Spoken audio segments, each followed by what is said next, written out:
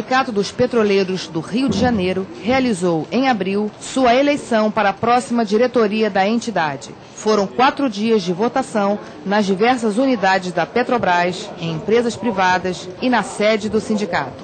Participaram 2.422 petroleiros. A apuração foi realizada no auditório do Sindipetro e teve intensa participação dos trabalhadores, que aguardavam ansiosos o resultado do pleito. Foram mais de 8 horas de contagem atenta dos votos. A Chapa 1, Unidade, Independência e Luta, venceu as eleições com 57% da votação. A nova diretoria toma posse dia 1º de junho. No Repórter Surgente de hoje, nós vamos conversar com os dirigentes eleitos para a próxima gestão do Sindicato dos Petroleiros do Rio de Janeiro. Francisco Soriano, Emanuel Cancela e Zé Maria.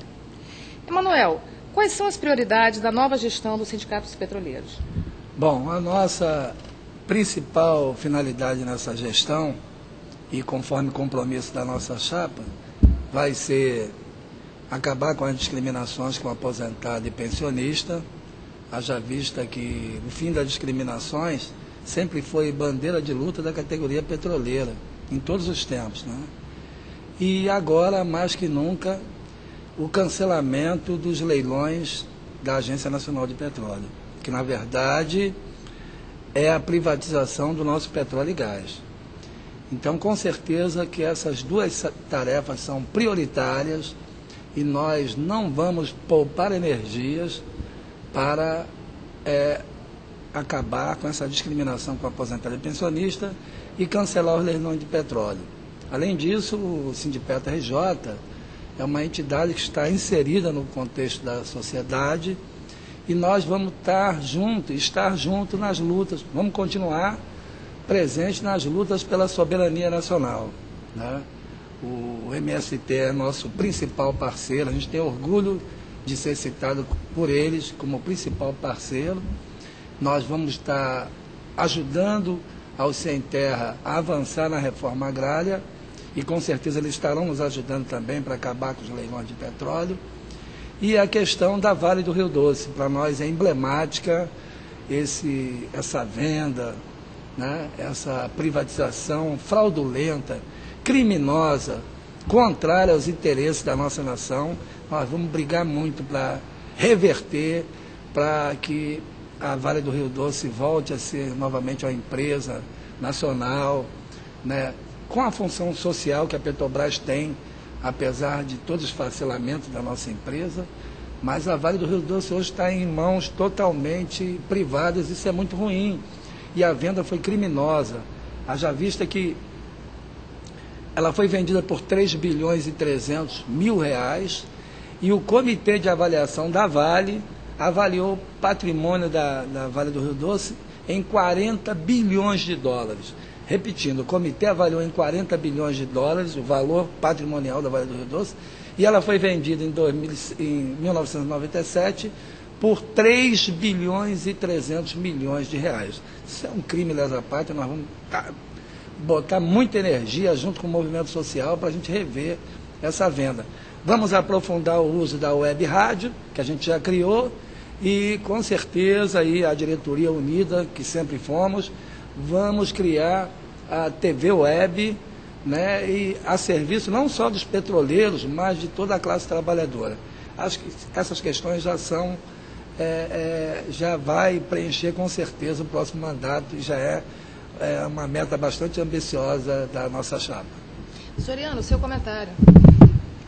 Olha, eu acho que a categoria, ao eleger a nossa chapa 1, ela sobretudo optou por negociações com a independência, porque nós denunciamos na nossa campanha que os sindicatos que ainda estão ligados à Federação Única dos Petroleiros estão de alguma forma comprometidos, não tem um deles que não faz indicações, por exemplo, para cargos gerenciais na Petrobras.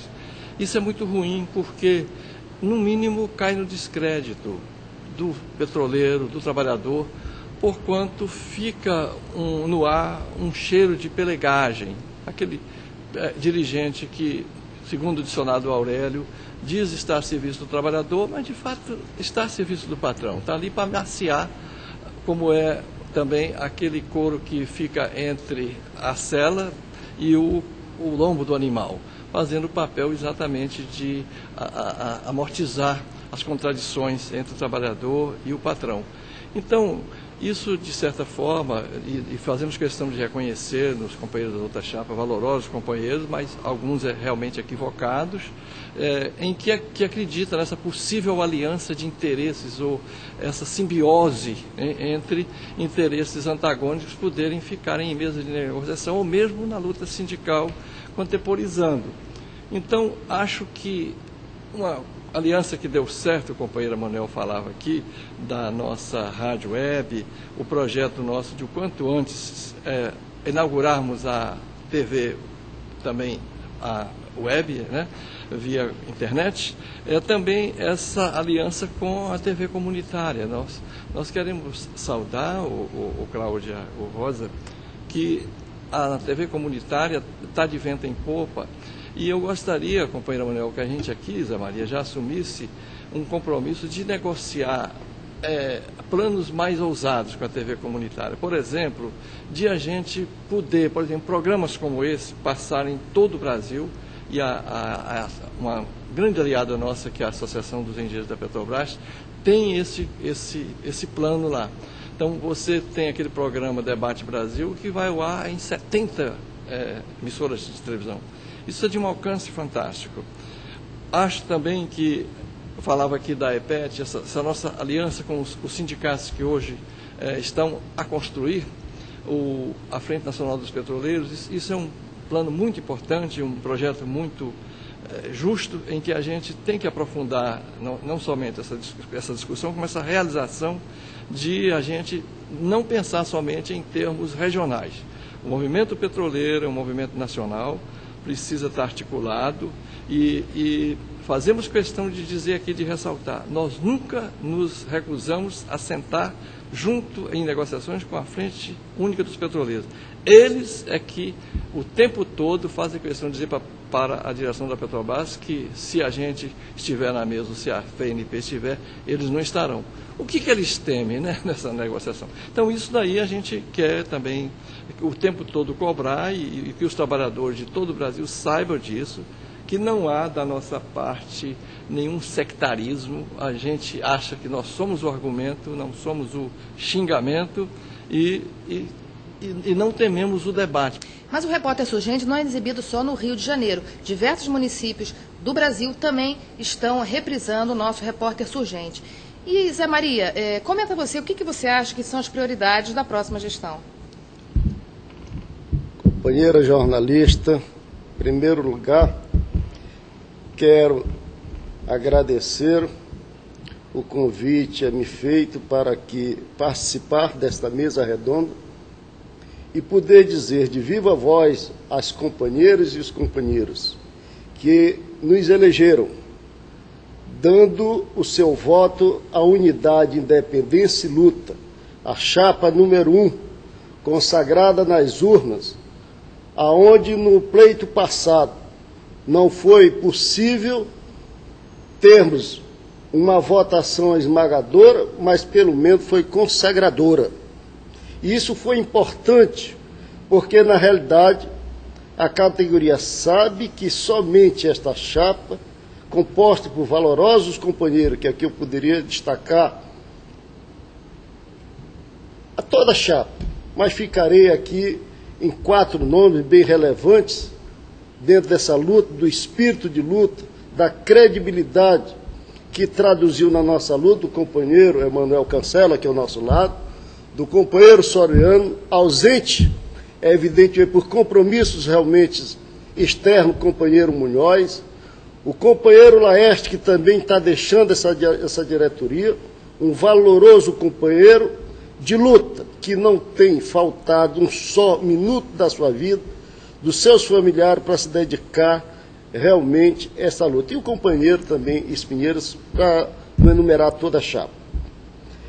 Mas a eleição dessa nossa diretoria, da chapa Unidade, Independência e Luta, traduz aí o resgate de uma pauta histórica e somada a tantas outras não conquistas ainda no decorrer desse nosso mandato, a encerrar a 31 de maio próximo, que é justamente muito peculiar para esta diretoria, que é a isonomia.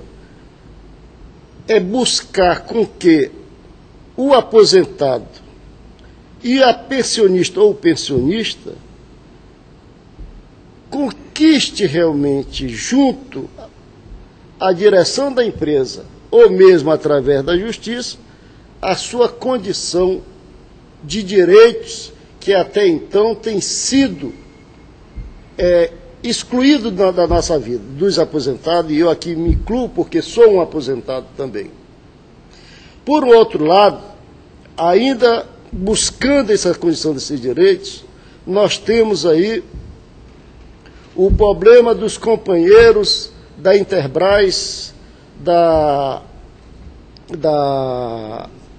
Petromisa e da Teflex, se não me engano, Nitriflex e Petroflex, que estão reintegrados à empresa e os seus direitos não respeitados também, como o tempo de serviço, como o problema da Petros, e são condições únicas que essa diretoria vai tentar buscar a todo e qualquer custo que esses companheiros e essas companheiras busquem realmente o seu direito.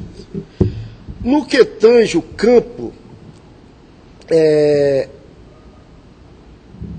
internacional, nós temos uma luta também muito séria, que é a relação, o respeito das outras pátrias, que nós também temos que caminharmos, como é o caso das tropas mandadas para o Haiti, é o caso dos países sul-americanos, que é o caso da Venezuela, da Bolívia, do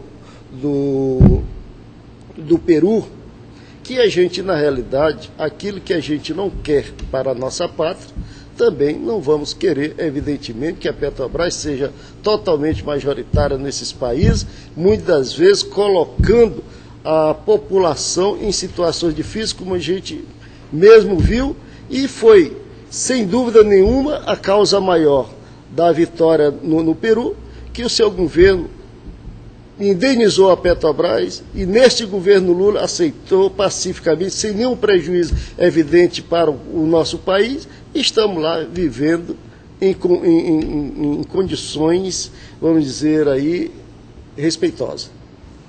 Nós realmente temos um problema sério na companhia, apesar de ter avanços espetaculares na Petrobras, mas o governo Lula já herdou uma Petrobras definhando, dividida em unidades de negócio, né, com suas ações pulverizadas internamente e internacionalmente, né. Então, realmente é uma situação muito difícil. Realmente, mesmo diante desse quadro, o governo Lula, verdade seja dita, conseguiu avançar em várias áreas da Petrobras e contar com uma sorte fenomenal, que é a descoberta dos campos gigantes de pré-sal. Mas eu não tenho dúvida, e aí a gente fala com bastante independência, ressaltando aqui o que foi dito pelo Soriano, pelo companheiro Zé Maria, com total independência, que uma das áreas mais frágeis da companhia é a área de recurso humano, né? E mostra que a aliança dos trabalhadores com o patrão, né, como no caso da Petrobras, entre a FUP e o RH, só traz prejuízo para os trabalhadores. Então, hoje, na mesa de negociação, a gente teve reunião hoje lá na Petrobras, e reafirmamos que o petroleiro da Petrobras continua a ser o mendigo da indústria do petróleo, né? Eles tentam nos comparar com o mercado interno, para dizer que nós estamos em berço esplêndido na Petrobras, mas, na verdade, quando a Petrobras ela é cobrada a nível internacional, ela é cobrada em eficiência, tal e qual as holandesas, as inglesas, as portuguesas, né? Então, e nós temos orgulho de dizer que a nossa empresa, a despeito dos baixos salários, né, ela conseguiu por 2 vezes ganhar o prêmio internacional de offshore, né, da produção de petróleo no mar, né? E a Petrobras, ela é a única que detém as condições técnicas para explorar o petróleo na área agora descoberta de pré-sal, a nível de 5.000 metros, né, abaixo da lâmina d'água, né? Então, só a Petrobras tem condição de fazer a prospecção, de produzir petróleo nessas condições. Então, isso é um motivo de orgulho.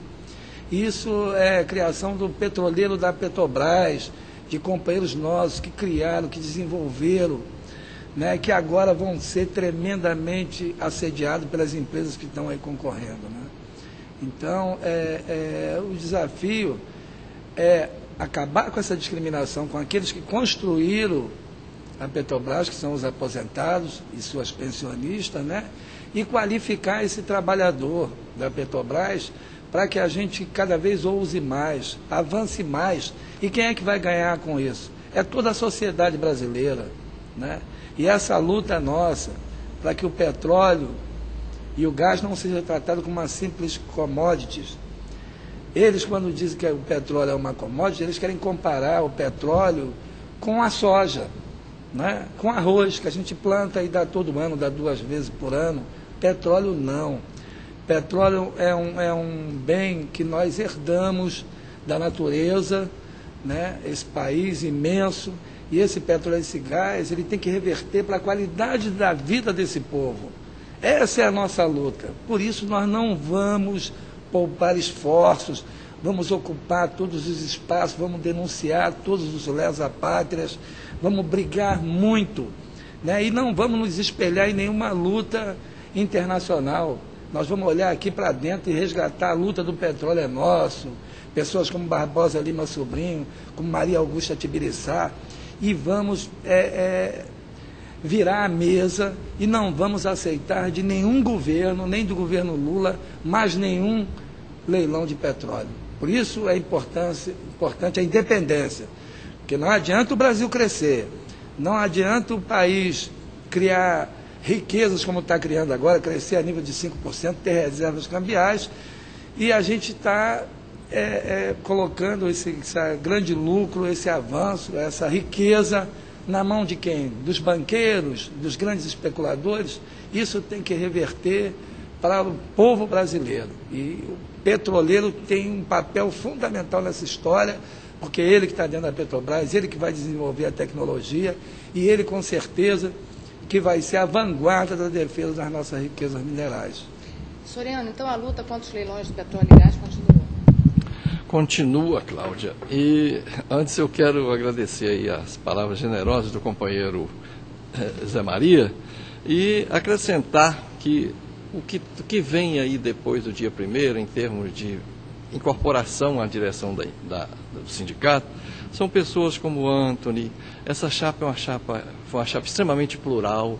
Nós temos orgulho de dizer que tem companheiros anarquistas, companheiros do PSTU, do Partido dos Trabalhadores, companheiros do PSOL, sem partido. Essa foi a grande engenharia que nós conseguimos montar. Mas vamos, não somente a sua pergunta com relação aos leilões, mas a que também você formulou, companheira Manuel, que é a luta contra a chamada discriminação que o Manuel falou e ressaltou muito bem no que tange aos aposentados, e eu acrescentaria que é exatamente a luta no que diz respeito aos novos. Os novos ainda não têm um plano Petros pleno, por exemplo, o plano BD, de benefício definido, o plano que eles têm hoje, e já foi sem dúvida nenhuma melhor do que o seguro, daí porque que eles tinham. Houve casos em que os novos aí perderam a vida e não tiveram nem sequer o seguro. Foi daí que a empresa acenou com o seguro enquanto havia esses tais estudos. Depois veio esse arremedo de plano, que é o chamado Petros 2, que ainda não está, na verdade, não há ainda a chamada repactuação, né, Manuel? Isso ainda está pendente, tem ações nossas para impedir isso. Não está homologado, conforme me acudiu aí o Zé Maria. Agora, a luta contra os leilões, eu acho que, conforme a correlação de força, a gente já pode pensar, da mesma forma como o companheiro levantou a luta aí para a gente reconquistar a Vale, já seria o caso de ousar vencer, lutar é ousar vencer, como disse o Fidel. A gente pensar em anular aqueles leilões viciados que foram feitos do petróleo.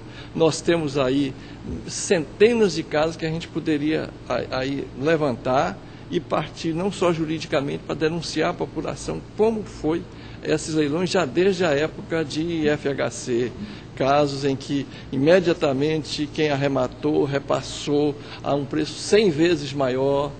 Vamos fazer também uma luta de acordar o petroleiro, a luta pela consciência, a revolução pela consciência.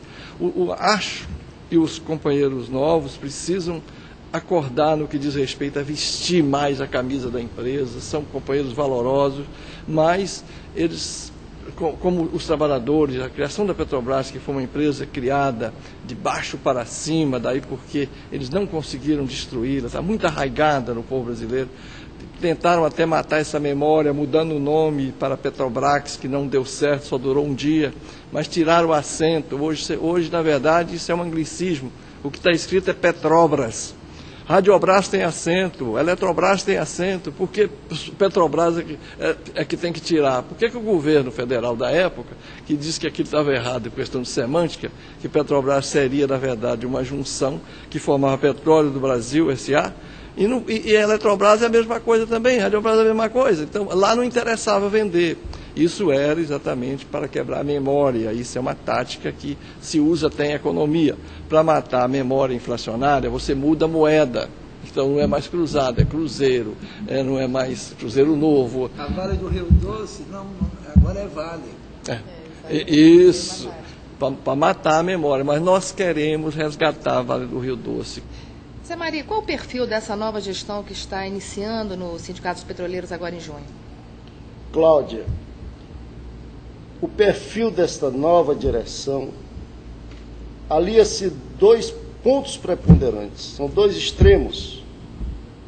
É a experiência dos mais antigos, a experiência daqueles que construiu esta luta dos trabalhadores, com a juventude introduzida nesta chapa, sem nenhuma discriminação por parte do mais antigo que aqui se encontra, que estamos recebendo de braços abertos e esperando que cada um contribui igualitariamente para o sucesso da nossa bandeira de luta, que é justamente fazer o bem sem saber a quem. E, em particular, mais do que nunca, trabalhar pelo ativo, buscando as suas perdas salariais juntamente com os aposentados e pensionistas, desde 1994, que já monta-se aí em torno de uma perda de 78% da categoria. Não só basta o ativo estar recebendo esses bônus ou PLR astronômicas, mas queremos sim que haja uma situação igualitária para o aposentado, pensionista e o pessoal da ativa. Então, eu queria encerrar esse Repórter Surgente, Manuel, com você falando sobre as repercussões daquele ato que foi o mais comentado, o ato sindical de 2007, que foi o momento em que vocês, em protesto, pela falta de negociações e da falta de diálogo com a Petrobras, tiraram a roupa em frente ao edifício sede da empresa. O que aconteceu a partir daí? Qual foi a repercussão daquele ato? A repercussão foi internacional. Nós, ultimamente, recebemos um jornal da China com a cobertura do nosso ato, né? E o mundo inteiro assistiu àquele ato que, na verdade, foi um desdobramento. Como disse o companheiro Soriano, foi para demonstrar o estado de penúria de aposentados e pensionistas, né? E lamentavelmente, esse quadro tem se repetido a cada ano. Então, nós já ocupamos a sede do RH em 2006, por 11 dias, protestando contra essa discriminação com os aposentados e pensionistas, que tem que ser dito que eles pagaram na sua vida laboral e continuam pagando quando aposentado para receberem o mesmo reajuste. E a Petrobras, com apoio da FUP, que é tremendamente lamentável, ela dá um reajuste rebaixado, diferenciado para os aposentados. Então, o nosso ato do Peladão foi desdobramento das lutas que a gente já vinha travando. Na verdade, para demonstrar o estado de penúria dos aposentados, na verdade a gente queria fazer uma greve, a gente queria fazer um protesto na linha dos trabalhadores. Só que, lamentavelmente, a Federação Única dos Petroleiros, que infelizmente dirige a maioria dos sindicatos, indica a aceitação desse acordo. Então, realmente fica difícil ter uma greve da categoria para impedir essa discriminação. Mas nós não vamos parar a nossa luta, nós vamos continuar, porque sempre foi bandeira da categoria o fim das discriminações. E, para encerrar, acabar com os criminosos leilões de petróleo. E a Frente Nacional dos Petroleiros crescendo, sendo eleita em outros sindicatos, o que mostra que nós estamos no caminho certo. Rio Grande do Sul. Os companheiros do Rio Grande do Sul agora não são mais da FUP, fazem parte da Frente Nacional dos Petroleiros. Nós falamos dos leilões, falamos da Vale, mas nós lutamos também por uma Petrobras 100% estatal.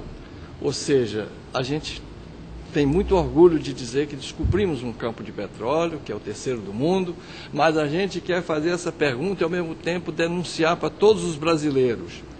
Esse campo Tupi, por exemplo, é nosso? Não. Em termos, a Petrobras tem, segundo afirmações de Fernando Siqueira, da EPET, 60% de suas ações estão no mercado de Nova York, estão em terceiro, poder de terceiros. Ela tem só o controle político, ou seja, o lucro está indo para o exterior. Do que diz respeito a outras empresas que também nós perdemos, como foi toda a petroquímica, a gente tem que ir atrás disso.